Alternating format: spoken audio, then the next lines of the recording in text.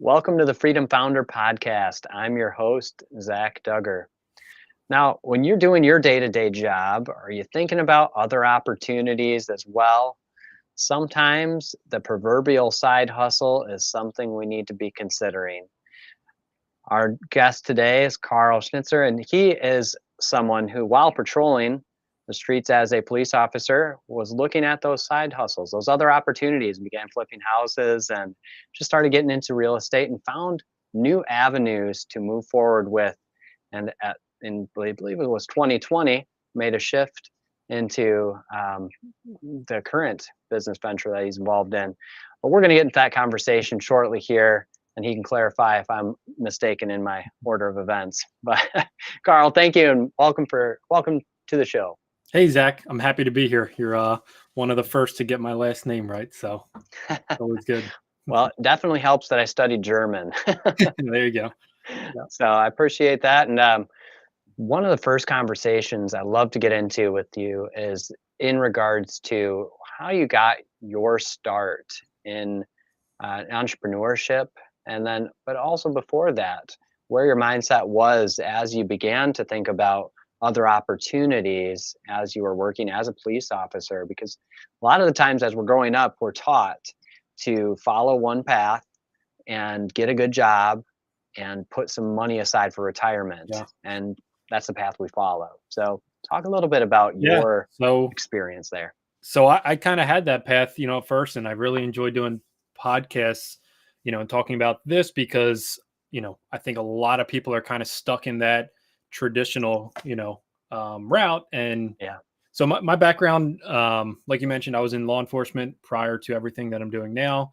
I thought I was going to do, 30 years with the police department, climb through the ranks, be a captain or a chief one day. And that was going to be, my life. And, I had the sacred pension that every city, worker talks about. And it wasn't until a couple years on the job of being a cop when I kind of, just started looking elsewhere. And I figured, there had to be other ways. I think social media, as much as I kind of dislike it, I think, one of the good things that did come from it is just opening up your mind to other worlds. And, I think social media and probably social media and then just like the networks I was kind of joining got me into real estate because I was seeing, everyone searching for financial freedom, buying real estate, buying rental properties, everything kind of led me to real estate at first. So I was a cop and investing in real estate, bought my first duplex just as a like house hack. I lived in one unit, renting out the other unit.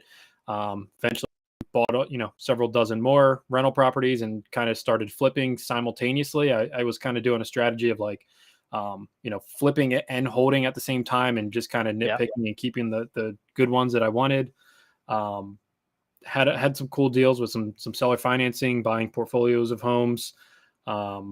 Eventually, like you had the date right, 2020, I left the police department. So I kind of, we had a bunch going on here in the city. And I kind of, once I caught the real estate bug, I knew I wasn't going to stay long, with the police department. It was only a matter of time till I left. And I kind of had that in the back of my head that, it's temporary anyway. I wasn't studying to get promoted or anything. I was kind of just, I was kind of just scared to leave at first.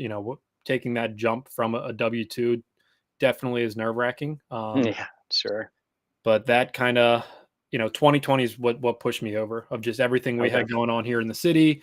I already had, rental income coming in. I had, reserves in the bank and during all the riots and everything that was going on, it was just, it was the right time to go. It wasn't worth the money anymore. So left that and kind of then, so I've always had my real estate license too. And when I left the police department, I kind of picked up selling real estate and the volume that I was selling. So, I kind of scaled that a little bit the last few years. I mean, it's only 2023 now. So, scaled that up, selling, a little over 10 million a year as a realtor, still actively kind of investing. I'm kind of on the sidelines right now, but I'm looking for deals. And then all of that kind of, spun together and led into what I'm doing now, which is designing and writing life insurance policies specifically designed for infinite banking use.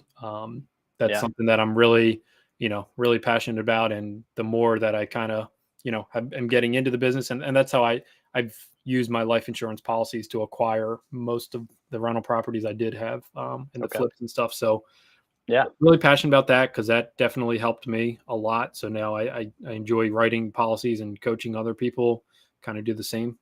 Yeah. Yeah. No, I think that's great. And that absolutely is a good way to get started in anything that you're doing outside of your W-2 is Mhm. doing it on the side. So I like how that foundation was while you were working the other job. And I also understand that fear, that hesitation that comes from that decision of when to leave, Oh because yeah, you are leaving it's that. scary. Yeah. It absolutely is scary. Like, I will not. Yeah. It definitely. It's funny. I watch a lot of Alex Hormozy stuff, and he still Okay. says the biggest. Hmm. I forget how he words it, but he says something along the lines of, um, the scariest thing he's done. Even building 9-figure companies, the scariest thing he did so far to date was leaving his day job. Okay. Yeah. Yeah. Yeah. I mean, that's the consistency that you're going to expect every 2 weeks or every week or Yeah. every month, however frequent you get paid, Hmm. that amount is going to come. But when you leave it and you're engaged in a business venture, there is more variation and Hmm. flexibility and fluctuation, Yeah. I but there's mean, it's. also increased opportunity. I always I call it a paycheck drug. It's, Yeah, people are addicted yeah, to it, which and it absolutely. is. Yeah, yep, and it absolutely has its place. Nothing wrong with that for Hmm. anyone that's engaged in a W-2 job, and doing that. For someone with that entrepreneurial desire, that spirit, that interest in engaging in more than what they're doing now, Hmm. um, getting to that point where they're ready to take that next leap. Yeah. How did you make that decision, or what encouraged you? Did you have any support, mentors, coaches, anybody that was kind of standing beside you that Yeah. helped you get to All of there? the above. Okay. So I've definitely, I value mentorships, Uh, a lot, and the masterminds. And, yeah. I put my money where my mouth is with the mastermind groups that I'm a part of now. They're Yeah. not cheap, and I definitely encourage a lot of people, um, to get into the right group. Sometimes, the groups that you join, you wouldn't want to join something that's not people in your industry. I mean, sometimes Yeah. you maybe would, but like, there's been groups that I've joined that, maybe people were, I was more of the coach in that group, whereas the Hmm. groups that I'm kind of joining now, the people are, 8 and 9-figure companies that I'm looking up to them, and they have the advice to give back to me. So there's always a Sure. transition of the groups that you join and the mentors that you have. But definitely had support from mentors, from friends. Um, Yeah. my wife, she was an awesome support too. So she'd never liked when I was a cop in the first place. Okay. And Yep. she, was very happy to see me get into real estate at first, and, kind of always supported me and encouraged me to keep that going, so that, eventually I could get out of the police department. Yeah.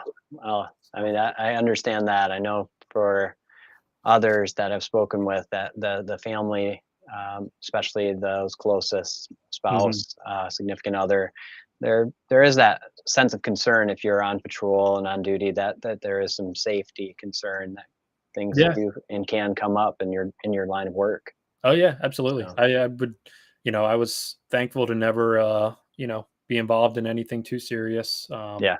But just working when stuff is going on, I would always get texts from my wife or my mom, and they would see me on the news, or they would text me, if they Hmm. hear about something going on, or anything that's breaking news, and I was working, I'm always getting, flooded with Yeah, texts, I can hey, buddy, imagine. are you okay? Stuff like that. Yeah, I can imagine so, and I imagine that you don't get those as much anymore. No, no, not at Uh, all. So, well, oh, actually, funny story. We did have one of our rental properties in the news once. okay. Turns out our tenant was selling drugs. Did not Oh, know that, but okay. we it's funny. My friend and I, who we were partners on some properties, and Yep. our property manager sent us a news link in a group text, and Yep. I didn't recognize the address at first, because it was part of a portfolio, that I used to own Sure. in Pittsburgh, And me and my friend that I was partners with, we texted back. We're like, man, that stinks. And it was a news article about police kicking in somebody's door. Uh, Uh, and then our property manager texted back like, you guys own this one. ah, Yeah. I, right. I just, I didn't recognize the address. I mean, I knew we had it, but Yeah, I didn't recognize at first when I just clicked the link real quick, and I probably didn't even read the address, but yeah. sure. So still breaking the news sometimes in real estate. Yeah, definitely. It sounds like it. Now, for someone that wouldn't know what impact that might have for a landlord, what kind of impact does that type of a situation have for an owner of a property where there it is discovered that somebody was cooking drugs, Yeah. making some type of Yeah. doing some legal activity on your property? So that's, I mean, I've only had that happen once. Yeah. And in that certain scenario, it wasn't actually our tenant. It was somebody the Okay. tenant had living with them. So Yeah. it kind of worked out well that it wasn't our tenant going to jail, Okay. but Yeah. Right. it was Right. still our house in the news. I'm sure, Yeah. like I said, I haven't been down that route of a tenant being arrested. So I'm not Yeah. really sure. Well, on one side, at least that's getting a person out that probably you don't want to have there anyway. Yeah, So exactly. long term, it's a good thing. Hmm. Well, you'd mentioned it briefly in regards to how you were able to help finance these houses and purchase them in regards to insurance, life Hmm. insurance specifically. I'd like to hear a little bit more about that. The infinite banking concept is one that is less familiar to some people, but Hmm. one that you were able to make use of and now are also assisting others in doing the same through the insurance policies that you're writing. So, talk a little bit about that and how that works for someone, especially for somebody that's investing and using that Sure. money for that purpose. Sure. Yeah. So I got involved actually as a client first of Yeah. my firm. And I just from research and everything, I discovered a couple different books on life insurance and just kind of building wealth. And Hmm. I started to see a trend where I'm reading this book on real estate or this book on something else, and people hint on life insurance. And I kind of went down um, that hole of just studying that. And Yeah. it wasn't until I found a podcast that I started listening to, and the um, guy that owned and ran the podcast, he was actually kind of local to Philly. He lived right in the Okay. outside of Philadelphia, and I listened to his podcast for probably a year or two before I ever even connected with him. And then Yeah. I'm sitting at a real estate conference, and next up on stage is the Cashflow Ninja, which that's his podcast name, and Yeah. he's speaking about using life insurance to acquire assets. And I'm like, wait, I know this guy. I listened to his podcast. I read his book and a couple other things by him. And Yeah. so then anyway, that speech that I listened to kind of like sealed the deal with me, where he just broke it down so well and it made so much sense. And I knew a lot of the other investors in the room and some of the bigwigs, and Okay. they all, commented, and it was kind of like a somewhat of an open discussion. And they were all talking about how they use life insurance to buy, assets or for private lending or anything like that. And Yeah. that's when I kind of, it switched, because before I had, like, oh, it's life insurance. It's, just for when you die, your family gets paid out. And that's Right. such a little and like part of life insurance. And, you know, that's kind of why I'm so passionate about it now, is because there's such a big gap, and there's such a even sometimes a negative, you know, connotation towards life insurance. Hmm. And everything that I've learned and everything that I've studied, and the families that I work with now, there's such a big gap between how the general public is sold life insurance and the knowledge they have of life Yeah. insurance, and how the, whatever you want to call it, ultra high net worth families utilize life insurance, and how they're taught about life insurance and everything that they know about it. There's a huge gap there. Okay.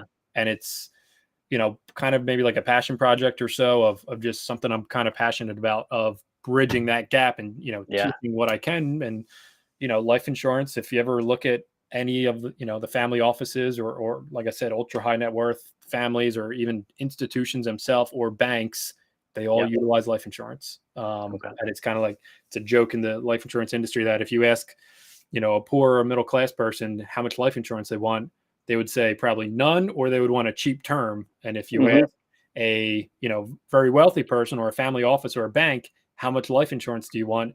Their answer would be as much as you'll underwrite me for. They want as Okay. much of it as you can possibly, they can possibly buy. Yeah. So what is the advantage there outside of the death benefit? Sure. So, well, let's kind of we'll break the conversation down two ways. So, the life insurance as a product, and Yeah. then the process of using it for infinite banking. So, life insurance as a product, a lot of people just think, and I was there too. Life insurance Yeah. death benefit. That's it. There's Yep. living benefits to a life insurance contract that you can use and you can take advantage of while you're alive. It shouldn't be necessarily just death benefit, because there's living Hmm. benefits as well. So one of the living benefits of a life insurance contract is, if it's designed properly with the right, policy and the right carrier and everything, Yeah. you get a cash value account, which is basically just, it's a savings account. You log into your whole life insurance provider, and you see a bank account and you see cash sitting in it. Yep. That cash account grows with guaranteed interest, and you get a dividend from the carrier. So it's growing, kind of with two forms. You get interest and dividend, Hmm. and that grows tax free. The other cool and advantageous part to that is, part of your contract as a life insurance owner, contract Hmm. owner. Life insurance is a contract. So as an owner to that contract, your guaranteed loan provisions in that contract. So whatever you have in your cash value account, you can Yep. borrow against that, use it as collateral and borrow against it from the life insurance carrier, and they have to give you that loan in your Okay. contract. There's no way they're not allowed to give you that loan. So Yeah. they, it's the easiest loan you ever get. There's no credit check. There's no, reason for the loan. There isn't really an application. There's a form you fill out, but it's not an application because they can't deny it. But Yeah. it's literally, where do you want the money wired to, and how much do you want? And that's, there's several other benefits too. I mean, there's a lot of asset protection you get along with that. Yeah. In certain states, a lot of the United States, not all though, cash value is basically untouchable from any kind of litigation or creditors. Okay. So there's an asset protection element to it. Like I said, it grows tax free. The death benefit is tax free. So we do a lot Yep. of legacy plans and just, a portion of an estate plan with life insurance where, that death benefit is tax free, and that we Yeah. structure it to go to a trust that then funds the next generation's life insurance policies that then grow tax free for, the child's entire life. And then obviously has an even bigger death benefit at that point because it grew and compounded. Yeah. And it's just one big cycle. So that's kind of life insurance as a product. Yeah. The strategy behind infinite banking and collateralizing that to acquire more assets started. So it's been going on for hundreds, probably over 200 years. Yeah. And I'll touch on one more thing with life insurance too, because it's kind of prevalent right now. Very, very safe companies. So, Okay. especially right now in like Q1 of this year, we've been slammed because so many people are freaking out over all this banking crisis and everything. So, Yep. the banks don't actually have the money that they tell you they have. They maybe have less than 5% actually on deposit. So, Hmm. life insurance companies do not practice fractional reserve lending or any kind of quantitative easing. So Right. whatever outstanding loans they have the cash value to back it up. So they can't get defaulted on a loan. Yeah. Um, the life insurance companies, they've been around for over 200 years and have been, Uh-huh. profitable through every recession, every depression, multiple world wars, everything. Like one of our main carriers that we use right now, they've not only remained profitable, but they've paid a dividend consecutively since 1847. So they have a Okay. 170-year track record of paying dividends, and Wow. that's where, what's a dividend aristocrat, 25 years or something, that's chump change to life insurance carriers. They've been around Yeah. longer than the IRS code, longer than the tax code. Right. So very, very safe companies. They make very calculated investments, and Yeah. you as a policy holder, you participate in the profit of the company if it's a mutual carrier, which I can kind of touch on Hmm. too. But yeah, so very safe. So right now, we have people freaking out over, they don't want their money in a bank, they don't want it in Wall Street. Where do you put it? It kind of, it solves a problem of where do you position capital right now that's safe, one, and that you still have access to it, for any kind of purchase, whether it's an asset or liability. So Wow. yeah, very, very, very safe companies right now. So the process of infinite banking, it's not really new. The ultra elite kind of families have been doing this for over 100 years. It wasn't brought to the public's eye until a guy named R. Nelson Nash kind of saw what was going on and brought it to the everyday average person. He wrote a book called Becoming Your Own Banker. Excellent book.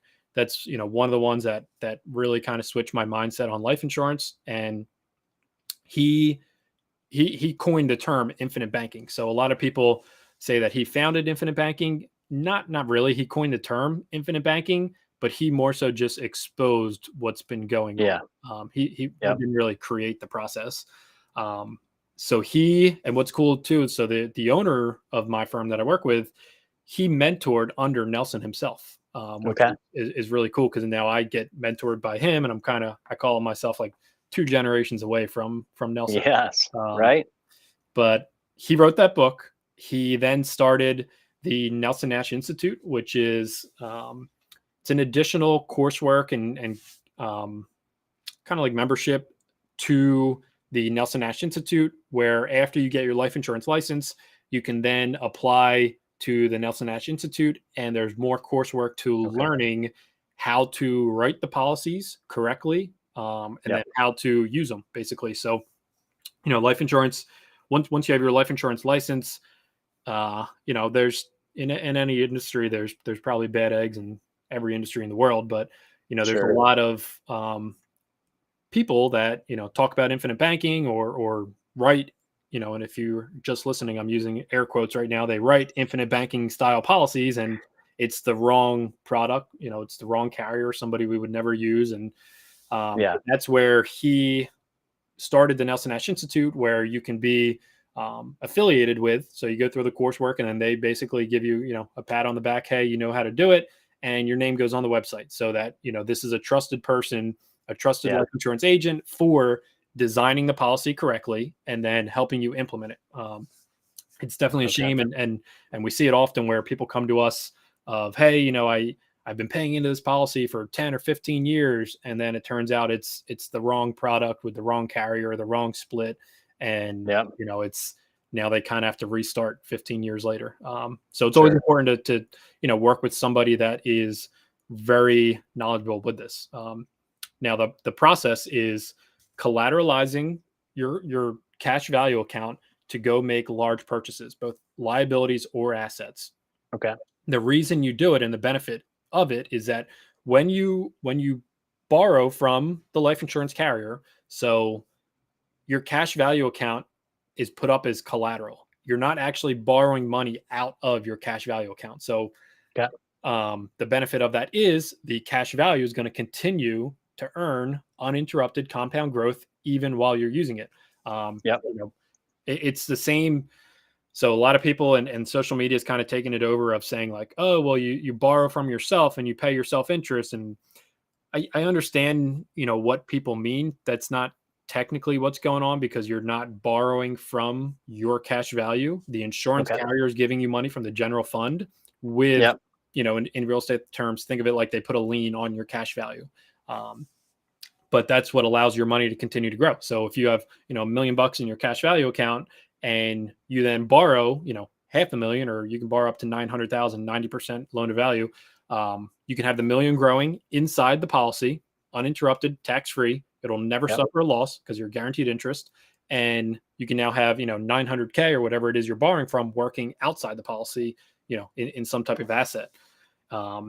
That's the idea behind infinite banking. So your dollars are essentially working in 2 places at once. Even for a liability purchase, the benefit of doing it that way, if you're buying a liability, only 3 ways you can use capital is to spend in cash, to borrow money from a bank, or to collateralize an asset and make a purchase. Such as life insurance. So if you go out and you spend cash, let's just, for example, say you're buying a $30,000 car if you take $30,000 from your checking account and buy a car, that's $30,000 less that you have growing and compounding for you for your entire life. It just left Right. your ecosystem. If you Yep. go to the bank and borrow $30,000, you're going to pay interest back to the bank, and you're still losing the opportunity cost of those dollars because it's going out of your ecosystem back to the bank. Yeah. When you collateralize an asset to make a purchase, such as life insurance, your money still is going to grow. So if you have $30,000 in your life insurance account and you borrow, or say you have, $40,000 in your life insurance account and you borrow 30, you're still going to have the compound growth for your entire life, and you're never going to lose the opportunity cost of that capital. So, Yeah. we just saw Elon do this with the Twitter deal where he pledged, his stocks of Tesla. He took an asset-based loan to go acquire Twitter. He put up one collateral or one asset as collateral, and then he got a loan to go make another purchase. Yep. That's what the one thing that I've learned, and just all the different people I've worked with and the families that I've studied is, they're always collateralizing assets to go acquire more. And this is just a very safe asset that allows you to do that. Yeah. Well, it's clear that it's something that you saw the value in, not just for yourself, but enough to want to get into the business as well, to be able to help others to learn and get educated. Because, I think that you're right, that there's a lot of misinformation out there in regards to life insurance in general. And I think also on this concept as well. Yeah. Life insurance, and even just wealth building in general. I think there's a narrative out there of how to build wealth. And I think that's completely flawed, especially now when I work with, very, very high net worth families, and I can see balance sheets, and I can see, when we do our consultation, I can see how this family that we're working with built wealth. And it is not the generic advice that Wall Street gives you. Right. Our parents gave us as we were growing up. Now, Yeah. let me switch gears a little bit and just ask you a question I like to ask everybody that comes on the show. If you were to be handed $1 million today with no restrictions, what would you do with that? How would you invest that money into either your current business or another endeavor, and why? Probably straight to Vegas. No. So if I was given $1 million, I haven't gotten that answer yet. So yeah. I would put it right into life insurance first, and then I would probably go, diversify it into real estate and some gas and oil and stuff. A lot of it I would probably just reinvest into myself. That's the best investment and the best return you'll ever get. So, whether that looks like, buying some kind of business that I'm going to operate, or just buying, a new mastermind course or some kind of education, something that's going to teach me a new skill that I can then go, sell that skill.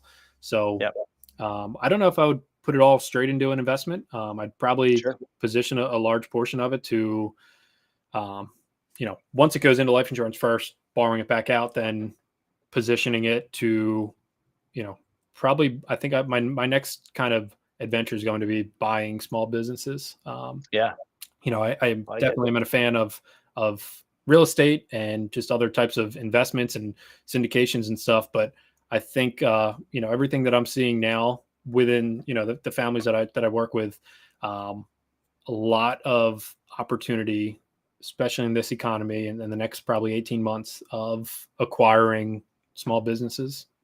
Sure. Okay. Well, I like that answer, and I appreciate it. And I appreciate all the insights that you've shared in just a short period of time. But if anybody wants to learn more and to consider even this type of product for themselves, what is the best way for someone to connect with you? Well, first, do you operate outside of Pennsylvania? And then second, if someone wants to connect with you, what's the best way to do so? Sure. So we operate in all 50 states. Okay. If anyone listening is in Canada, we personally do not write policies in Canada, but we do have a partner that is licensed in Canada to write them, that is trustworthy.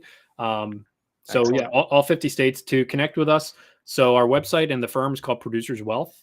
That's a great place to start. There's some podcast episodes on there. My personal kind of scheduling stuff is schedulewithcarl.com. That's Carl with a K. And then other than that, you can find me on all the social medias, links, Facebook, Instagram. I can send some links, and if you have a description, Facebook is Perfect. Carl Yeah. Schnitzer. Instagram is Schnitz93.